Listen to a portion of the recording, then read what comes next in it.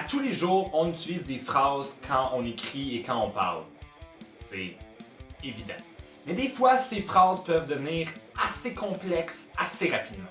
Plus on ajoute de mots, plus on a l'impression des fois que nos phrases commencent à perdre un peu de sens. Tu sais, quand tu es en situation d'écriture, que tu relis une de tes phrases puis que t'es pas certain si elle fait du sens, t'es peut-être mieux de la réécrire. Dans ces cas-là, c'est bon d'être capable de comparer la phrase qu'on vient d'écrire au modèle de phrase le plus simple, la phrase de base.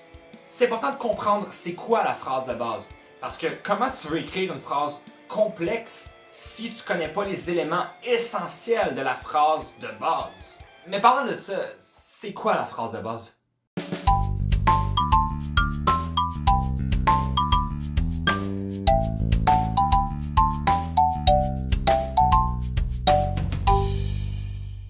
Hey, moi c'est Félix et bienvenue à Félix au royaume de la grammaire. Si t'es nouveau ici, prends le temps d'appuyer délicatement sur les boutons j'aime et s'abonner. Comme ça, tu vas jamais manquer aucune de mes vidéos. Comme j'ai dit, la phrase de base, c'est le modèle le plus simple que tu peux avoir d'une phrase. C'est la base. C'est cool, mais ça sert à quoi, Félix? Ça sert à ce que tu aies un modèle de phrase simple qui inclut tous les éléments essentiels d'une phrase. Comme ça, en situation d'écriture, si tu sens que tes phrases deviennent trop complexes ou qui s'étendent un peu trop, tu peux essayer de réinvestir tes idées dans des phrases de base. Comme ça, tu t'assures que tous les groupes essentiels sont présents et boum! T'as pas d'erreur de structure ni de syntaxe. Aussi, la phrase de base sert de base pour construire des phrases qui sont faites de façon différente. Mais ça, c'est pour une autre vidéo. Donc là, on va regarder c'est quoi les 6 critères qui font d'une phrase une phrase de base. Numéro 1, elle est déclarative. Donc, c'est pas une phrase exclamative, c'est pas une phrase interrogative et c'est pas une phrase impérative. En d'autres mots, si ta phrase finit par un point d'exclamation, un point d'interrogation, ou si tu donnes un ordre dans ta phrase, ben, t'as pas une phrase de base. Numéro 2, elle est positive. Ça veut pas dire qu'elle est de bonne humeur tout le temps parce qu'elle a lu la liste de Jérémy Demé en 2019. Non, ça veut dire que dans ta phrase, il n'y a aucune forme de négation. En d'autres mots, si tu as un ne pas dans ta phrase, ben, t'as pas une phrase de base. Numéro 3. La phrase de base est active. Encore là, ça veut pas dire qu'elle fait du jogging à tous les jours pour se tenir en forme. Ce que ça veut dire une phrase active, c'est que le sujet de la phrase fait l'action du verbe.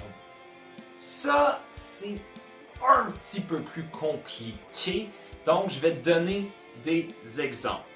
Si je dis « je brûle les ponts », premièrement, tu me trouves weird.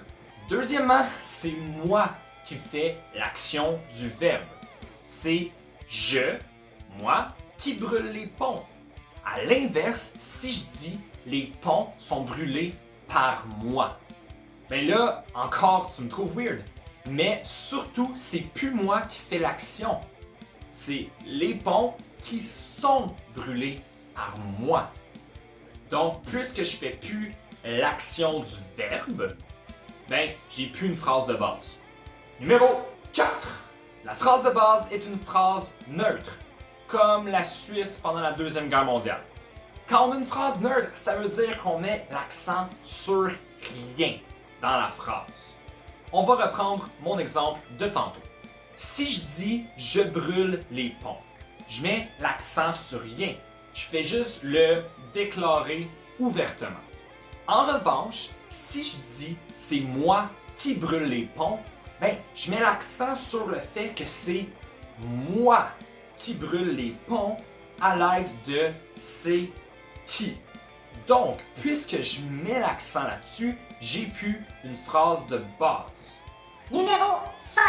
La phrase de base est personnelle. En français, une phrase personnelle, ça veut dire que le sujet de la phrase est quelqu'un ou quelque chose. Genre, si je dis il fait beau dehors, il, c'est personne, donc ça compte pas. Je peux pas remplacer le il dans cette phrase-là par genre Bob, parce que Bob fait beau dehors, ça marche pas vraiment.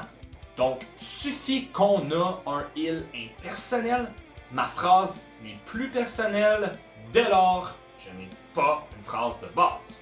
Numéro 6. La phrase de base doit être construite avec un sujet, un prédicat, les groupes du verbe, et s'il y a lieu, un complément de phrase. Dans cet ordre. Les constituants de ta phrase doivent être placés dans cet ordre-là pour que tu aies une phrase de base.